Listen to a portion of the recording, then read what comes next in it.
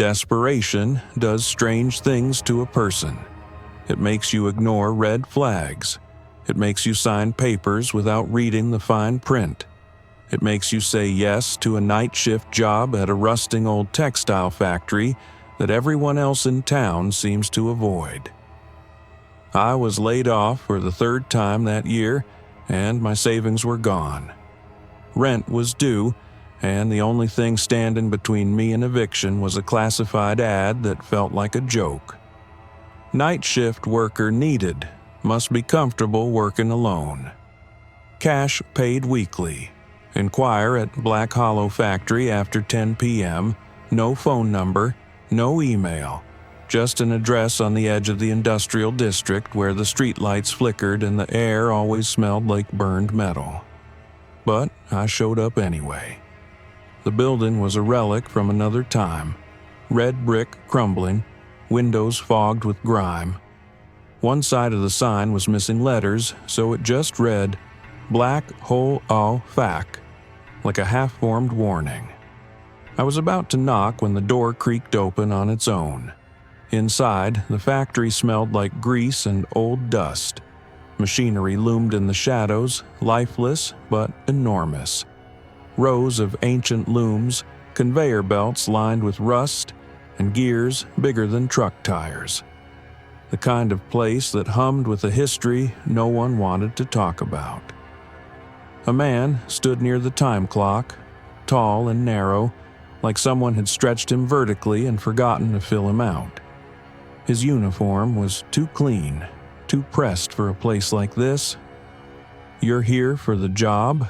he asked without looking up from his clipboard. I nodded. "Is it just janitorial or security?" he cut in. "You walk the floor. Make sure no one breaks in. No photos, no videos, no sleeping on the job." He handed me a folder. Inside was a short contract, a flashlight, and a laminated sheet with 6 typed lines. At first, I thought it was a checklist, until I actually read it. Factory protocol. Night shift. Begin your rounds at exactly 11:45 p.m. Not before, not after. If you hear machinery powering up before midnight, leave the floor immediately. Wait in the break room until the humming stops. Between 12 a.m. and 2 a.m., do not interfere with any active machines. They are not broken. They are not empty. If you see your reflection moving independently in the conveyor mirrors, cover them with the provided cloths. Do not look twice. If the assembly line starts running, do not follow it to the loading bay. That door should always remain closed. At 2:30 a.m., return to the office. Do not speak to anyone you didn't see clock in. Do not clock out early. I blinked, then looked up to ask 100 obvious questions, but the man was gone. I don't mean he walked out. I mean he vanished. 1 second, he was standing there. The next, the hallway behind the time clock was just empty. I called out. Nothing. Just the quiet hiss of steam pipes and the distant drip of water. Maybe it was a test, a prank, some weird initiation ritual. Either way, I'd already signed the contract. So I clocked in, 11:43 p.m., and got to walking. The floor was massive. Dim overhead lights buzzed faintly, casting pools of yellow that barely reached the ground. The machines were silent hulks, resting in neat rows like sleeping beasts.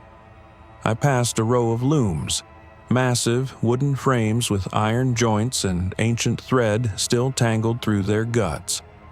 Each one looked more like a torture device than a weaving tool. At 11:46, I heard a low hum, faint, almost like a vibration in my teeth. I froze. The first rule burned in my brain. Begin your rounds at exactly 11:45. Not before, not after. But I was already walking. The humming grew louder. From the corner of the floor, a line of ancient drills began to shudder. No one was touching them. They just started. I backed away, heart thudding in my ears, and ducked into the break room, the one place mentioned in the second rule.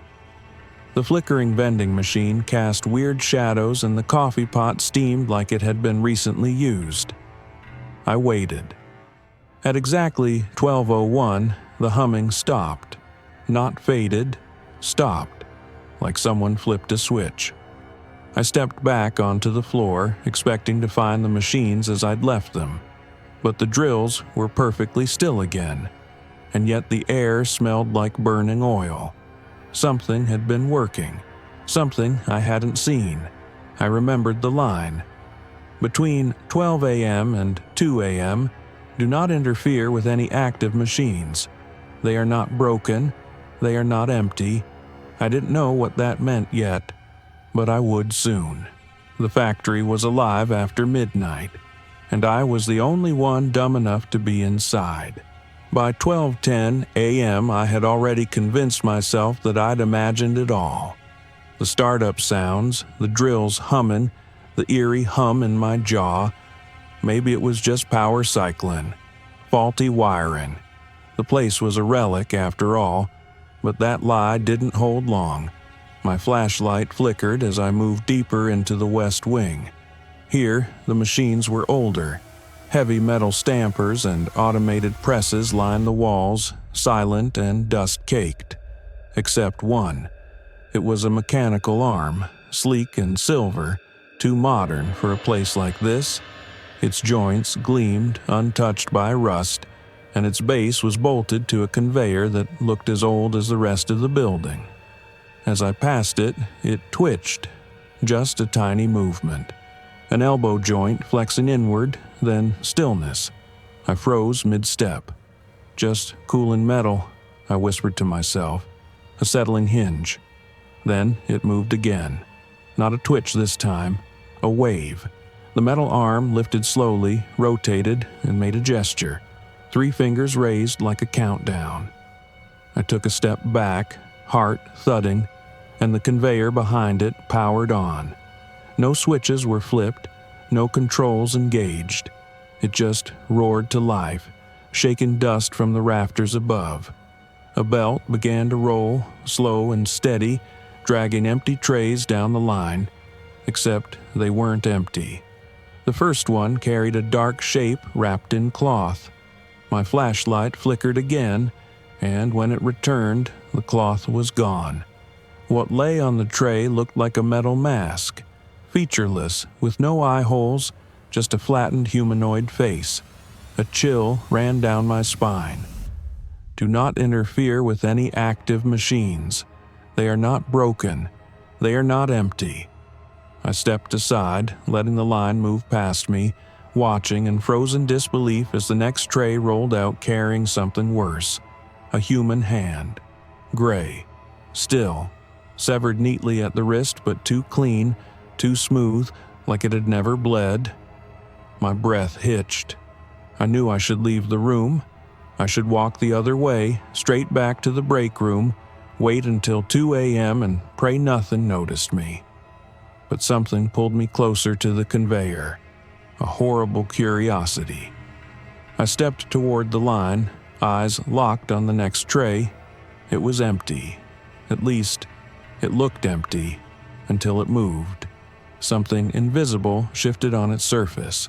The tray rattled slightly, as if under sudden weight. I leaned closer, trying to make out the shape, and the mirror behind the line reflected it. There was something there. A figure, crawled up like a fetus, made of wires and gears, limbs twitching and stuttering patterns like it was buffering between movements. And in the mirror, its head turned slowly toward me. No eyes, just a face like polished chrome. Its mouth opened. I staggered back, nearly slipping on the greasy floor, and the thing, whatever it was, sat up fully on the conveyor tray, but only in the mirror. When I looked directly at the tray, it was still empty. I remembered Rule 4. If you see your reflection moving independently in the conveyor mirrors, cover them with the provided cloths.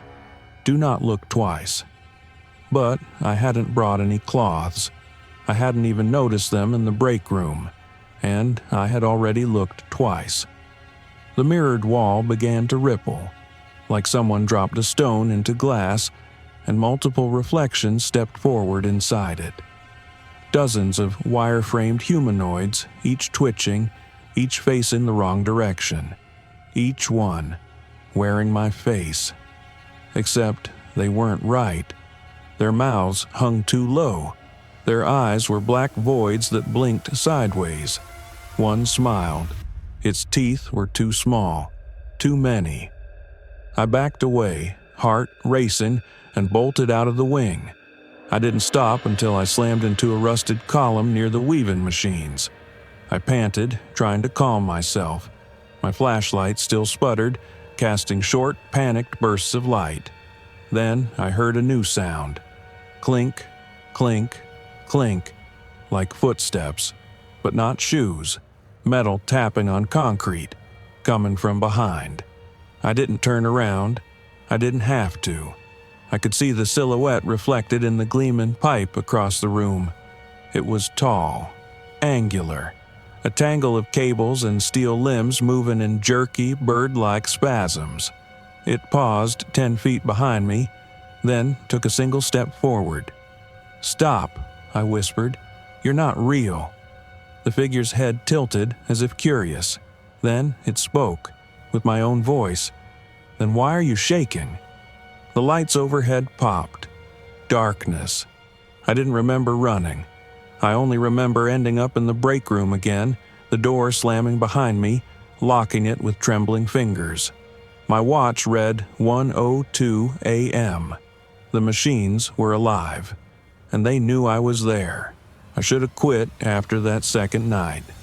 I should have thrown the uniform in the trash, left the town, torched the damn place to the ground if I had to. But I didn't. I showed up again the next night. Not because I was brave, far from it. I think something about the factory had already sunk its hooks into me. I couldn't sleep, couldn't eat. The sound of gears grinding haunted me even when I wasn't there. And every clock I passed, my phone, the microwave, even the one in my car, glitched to 3:33 a.m. and froze for exactly 1 second before ticking forward. Like the factory was reminding me, "We're not done with you." I parked outside the gate at 11:30 sharp. This time, there were no other cars, not even the manager's beat-up sedan. I told myself that was a good thing. No other workers meant no one to accidentally speak to after 2:30. No other shadows pretending to be people. I entered with the rules clenched in my fist. Tonight, I told myself, I would follow every one of them. But the factory had other plans. The floor was colder than usual, and the lights overhead flickered erratically, skipping patterns like Morse code. The machines were still, silent, watching. I made my first round at 11:45 exactly, flashlight steady in my hand. The looms in the east wing loomed like rows of gallows, each one strung with thread that shimmered faintly, too faintly, like spider silk dipped in oil. I didn't stop to look. Just past midnight, the hum returned. Not from the looms this time. From the loading bay, Rule 5 hit me like a cold slap. If the assembly line starts running, do not follow it to the loading bay. That door should always remain closed. But the loading bay door wasn't closed. It was wide open. Inside, I saw flickering yellow light and long shadows cast from conveyor belts I hadn't noticed before. A series of carts rolled down toward the bay, and on them, bodies, or at least shells. They looked human at first glance, until you saw the joints. Too many fingers. Hinges where there should have been bones. No faces. Just smooth metal domes where heads should be, marked only by a small black circle in the center, like a camera lens. Each one rolled to the edge of the platform, where a large mechanical arm lifted them onto hooks and suspended them by the shoulders. The arm moved with mechanical precision. No error, no pause, no soul, but then it stopped, mid-motion. The conveyor froze and the suspended shells dangled, lifeless. My flashlight dimmed again. Something clicked behind me. I turned slowly. There, standing halfway between the loading bay and the sorting station, was another figure. Only this one looked fully human. A man in a tattered maintenance uniform, greasy, pale, hollow-eyed. "Hey," I croaked. "You work here?" He didn't move, didn't speak, just stared at me with dull gray eyes. Then he smiled, a thin, unnatural thing, and started walking toward me. I backed away, heart thundering. "Don't," I whispered. "Don't come closer." But he did. I glanced at my watch. 2:17 a.m.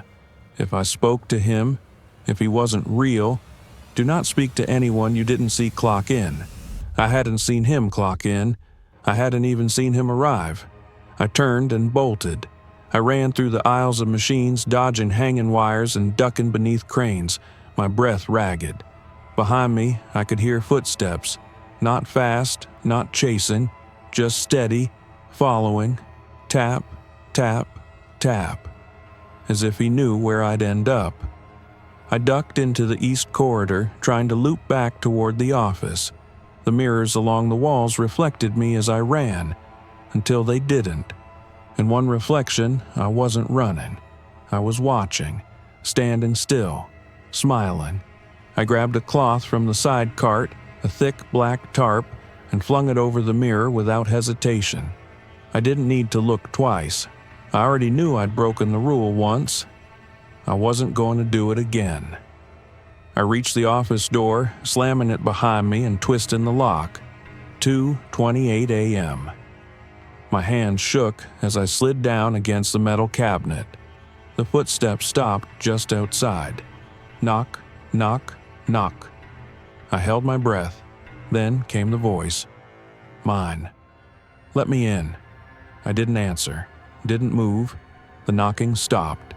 At 2:30 on the dot, the factory floor went silent. I stayed in the office until sunrise. When I stepped outside, the air felt wrong, like something had followed me out.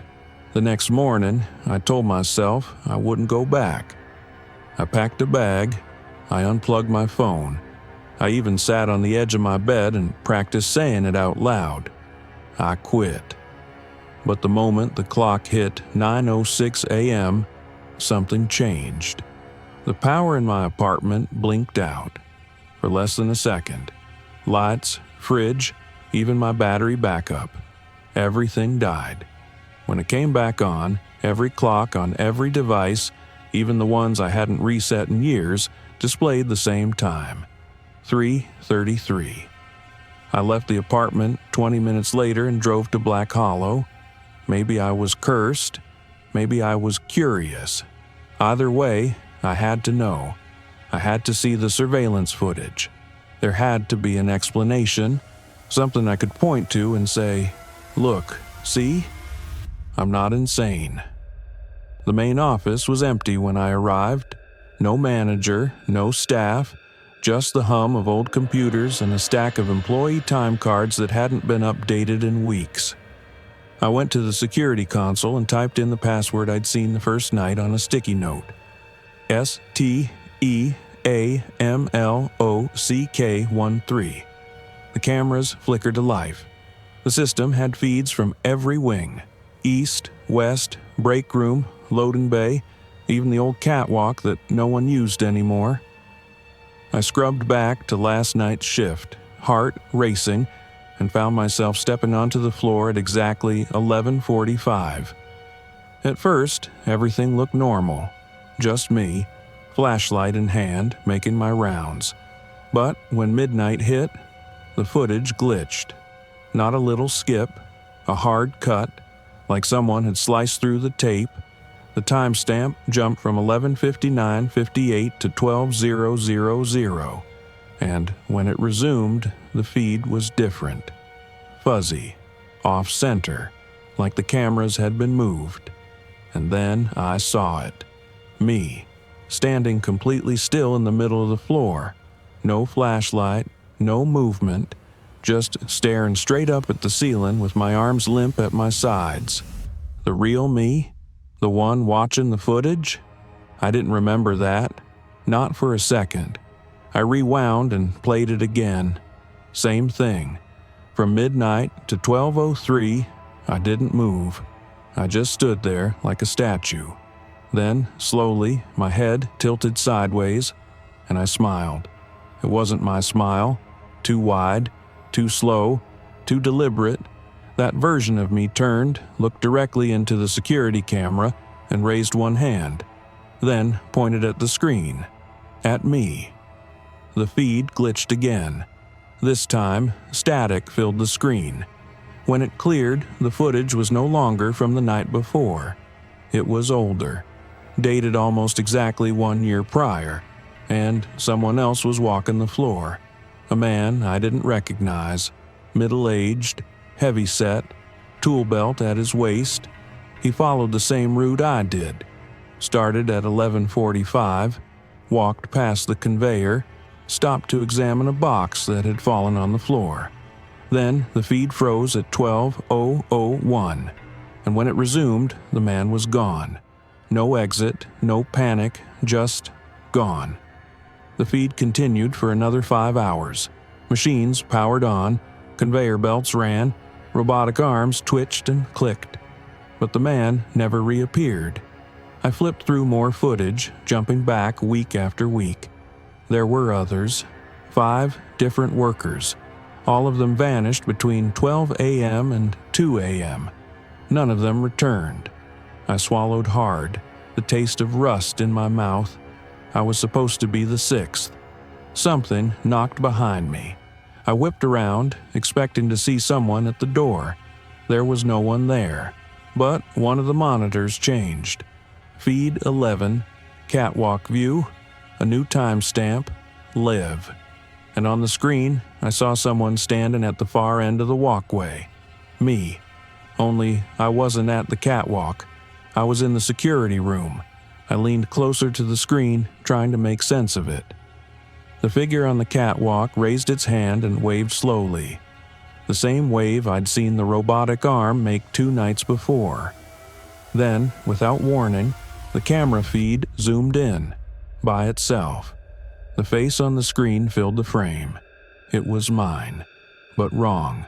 Pale skin, empty eye sockets, a mask of my features molded onto something else. Its mouth opened, and the factory lights, real lights, not the ones on screen, cut out. All of them. I was plunged into pitch black. Behind me, I heard it. That same steady clink of metal on concrete, growing closer. The monitors flared back to life on their own. One sentence blinked across every screen. You broke the rules. And just beneath that, in red, rule number 6. Do not clock out early. I hadn't even noticed.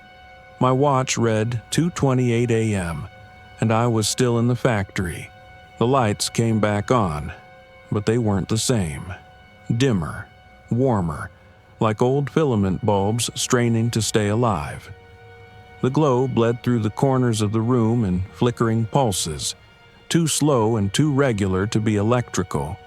It felt biological. I backed away from the screens, heart hammering, eyes darting to the exit. But the office door, once wide open, was now sealed, welded shut. The metal around the hinges was scorched, warped like it had been flash burned from the inside. I was trapped. The red words still pulsed across the monitors. You broke the rules. Rule number 6. Do not clock out early. But I hadn't clocked out. Not yet.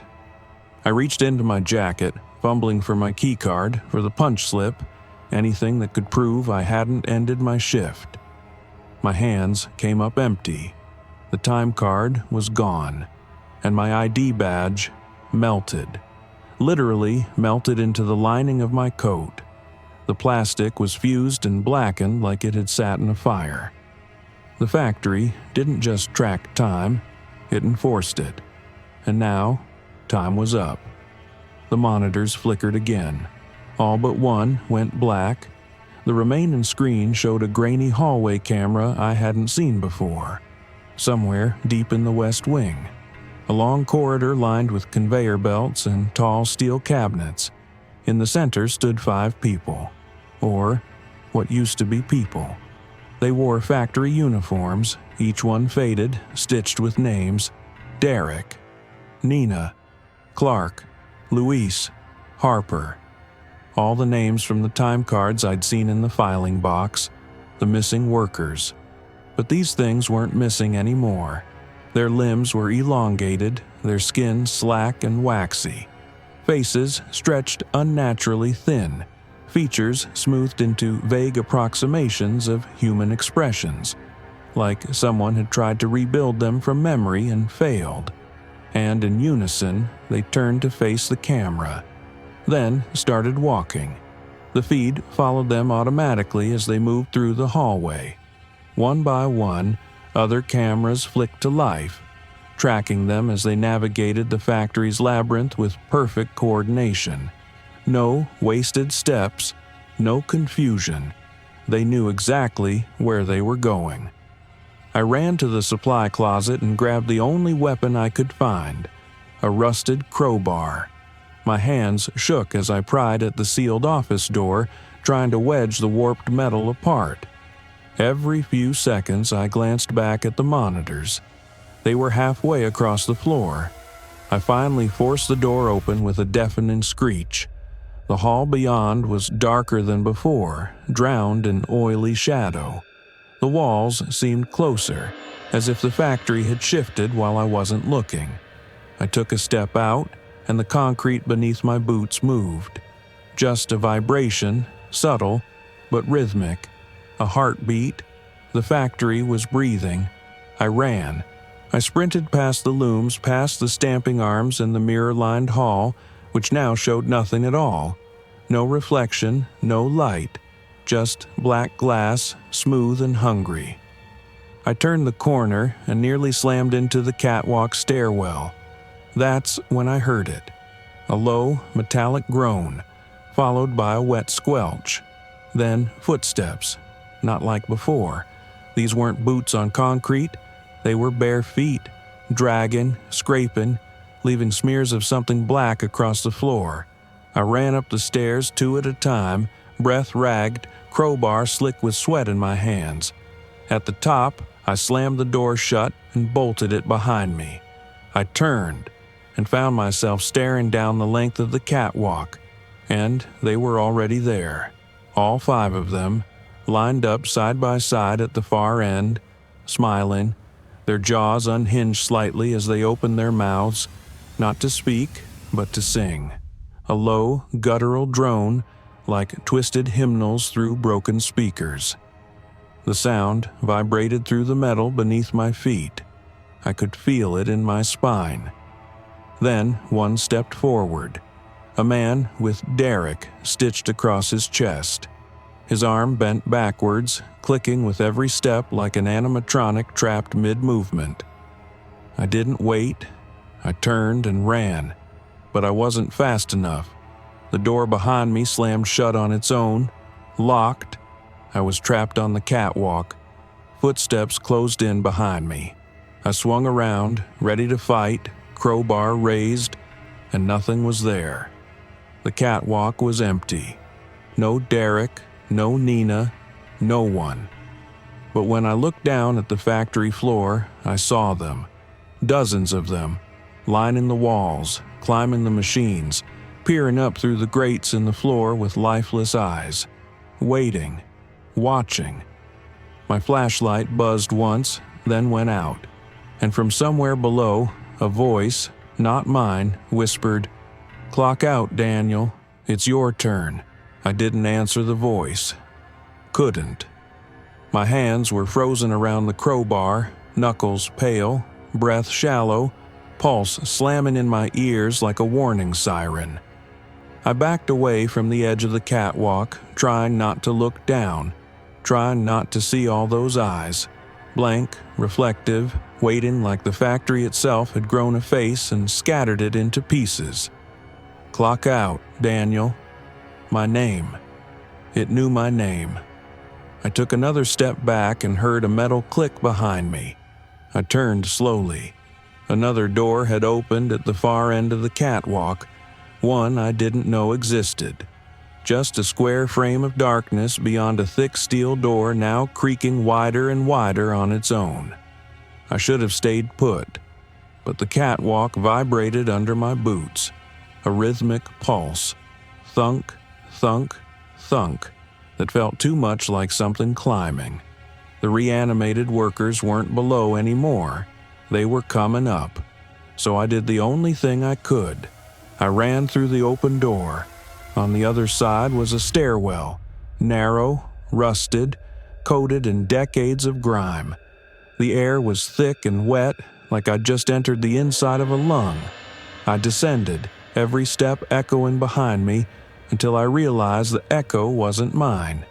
Someone, something, was walking the stairs with me. I didn't look back. I didn't breathe. I just ran. At the bottom of the stairs, I hit another door. This one had no handle, just a black card reader and a flickering light above it. I reached into my pocket.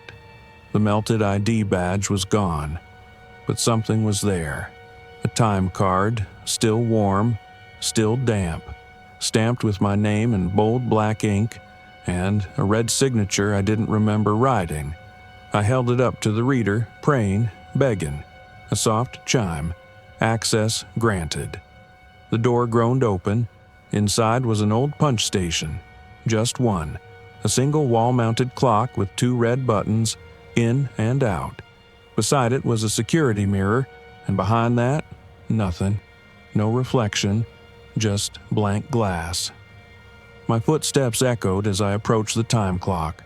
I reached for the OT button, but paused. The machine was humming. Faintly, the exact sound I'd heard my first night. It wasn't mechanical, it was vocal, whispering, "Don't leave us, not yet. We've been waiting so long. You fit perfectly now." I stepped back, shaking my head. No, my voice cracked like a rusted pipe. From behind me, the stairwell echoed again. Footsteps, many, slow, shambling, synchronized. I had seconds. The whispers from the machine grew louder. The mirror began to ripple. My reflection formed. A moment too late, a gesture out of sync. It grinned when I did not. I slammed the crowbar into the glass. Crash. The mirror shattered. The reflection screamed, not through sound, but through electricity. The room lights exploded in a burst of sparks. The time clock sparked and clicked, the in and out buttons glowing red hot. The door behind me burst open. They were there, all of them. Dozens of workers with ruined faces and twitching limbs. My manager among them, his tie swinging like a noose, mouth stretched wide open in a permanent scream. They surged forward. I reached for the out button and slammed it with my palm. There was a click. Then, silence. Everything froze. The workers stopped mid-step. The lights dimmed, and the entire factory exhaled. A long, low, groaning breath, like steel decompressing after centuries of strain. The shadows peeled backward. The mirror shards melted into the floor.